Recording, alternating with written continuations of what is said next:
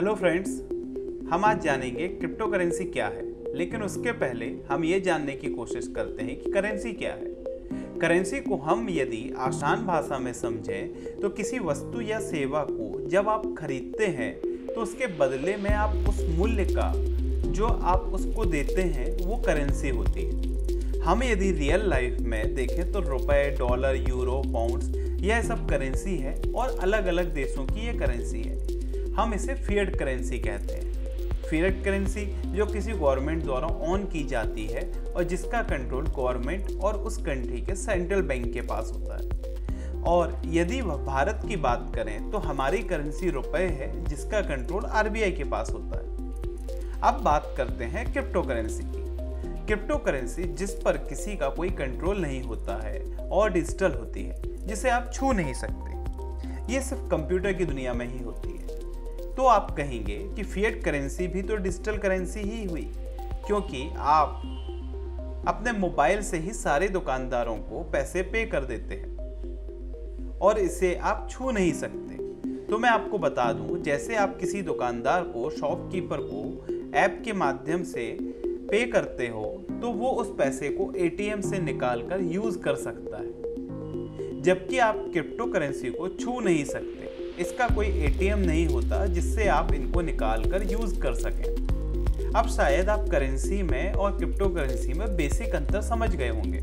आपने crypto currency के बारे में यह भी सुना होगा कि इस पर किसी का कंट्रोल नहीं होता, यह इंडिपेंडेंट होती है, इसलिए यह बेस्ट है। लेकिन काफ़ी लोग कंफ्यूज होते हैं कि मेरा पैसा भी बैंक में है और उस पर सिर्फ मेरा कंट्रोल है, मैं जब चाहे निकाल कर खर्च कर सकता हूँ। लेकिन आपको मैं यह बता दूँ, सामान्यतः ये आपका ही पैसा है। लेकिन यदि जिस बैंक में आपने पैसा डिपॉजिट किया है और वह बैंक ही डिफॉल्ट कर जाता है, वह बैंक ही भाग जाता है, जैसा कि हाल ही के दिनों में हमने कुछ एक बैंक्स में हमने देखा है, उस कंडीशन में आपका पैसा भी आपका नहीं रहता। या सपोज कहेंगे कि हमारे पास तो कैश है, इसमें कोई बैंक कुछ नहीं कर सकता। लेकिन जैसे 2017 में नोटबंदी हुई और सरकार के एक नियम से लोगों का पैसा एक रात में ही कागज के टुकड़ों में बदल गया, तो इस कंडीशन में भी हमारा कंट्रोल हमारे खुद के पैसे में नहीं है। मेरे हिसाब से शायद अब आपको कंट्रोल की डेफिनेशन भी समझ में आ रही होगी। तो अब सवाल उठता है कि क्रिप्टो करेंसी को भी कोई रन करता होगा जिसका उस पर कंट्रोल होगा, जिसने इसको बनाई होगी।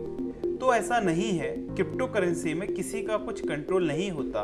यदि हमने भी क्रिप्टो करेंसी बनाई है और जब हम उसे मार्केट लॉन्च कर देते हैं तो हमारा उस पर कंट्रोल नहीं होता। क्रिप्टो करेंसी किसी इंडिविजुअल, किसी ऑर्गेनाइजेशन, कंपनी, किसी का भी उस पर कंट्रोल नहीं होता। हम आसान भाषा में कहें कि हमने एक रोबोट बनाया और छोड़ दिया। अब वो रोबोट हमारी ही बात को नहीं सुनता, बल्कि वह वही करता है जो उसके अंदर फीड किया गया है।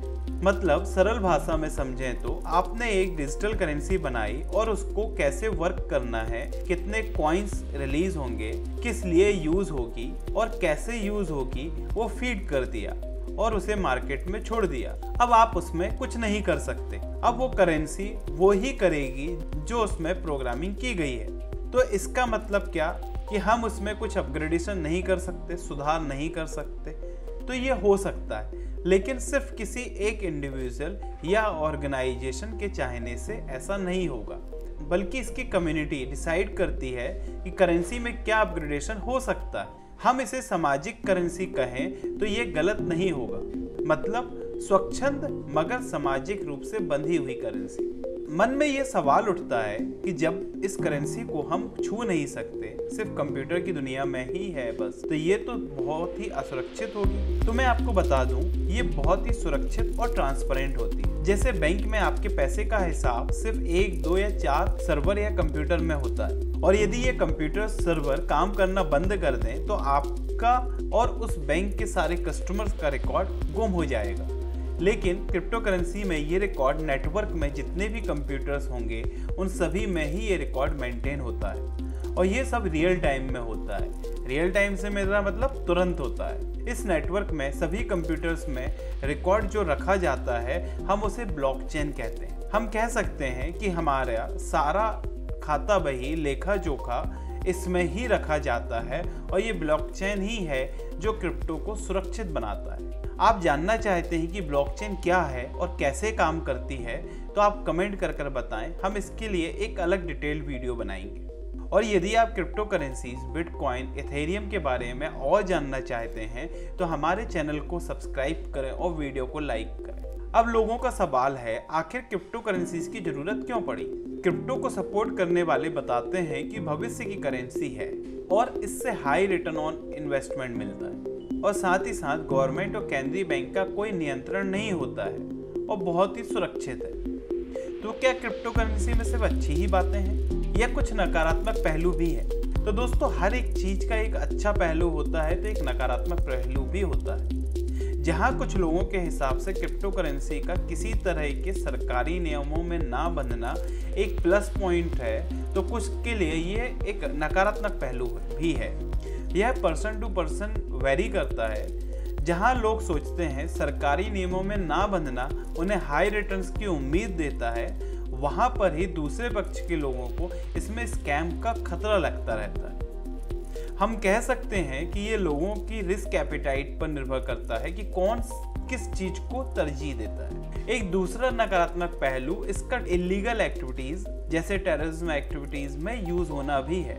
लेकिन कुछ भी कहें, क्रिप्टो करेंसीज पिछले कुछ सालों में इवॉल्व हुआ है। हम इसे .com बूम से कंपेयर करें तो गलत नहीं होगा। दोस्तों, यदि आपको हमारा वीडियो अच्छा लगा तो वीडियो को लाइक करें, चैनल को सब्सक्राइब करें, बेल आइकन को दबाएं ताकि आपको नए वीडियोस के नोटिफिकेशंस मिलते रहें। तो थैंक यू दोस्तों, मिलते हैं नेक्स्ट वीडियो में।